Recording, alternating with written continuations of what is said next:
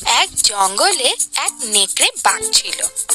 একদিন মাংস খেতে গিয়ে তার গলায় মাংসের হাড় আটকে গেল।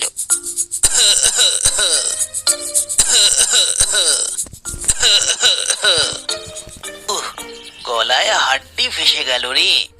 এখন কি করি? ইস, এটাকে যে কেমন করে বের করি। একা একা তো কিছুতেই বার করতে পারছি না, কারো সাহায্য নিতে হবে। একটু খুঁজে দেখি, যদি কাউকে খুঁজে পাই তাকে বলবো বের করে দিতে।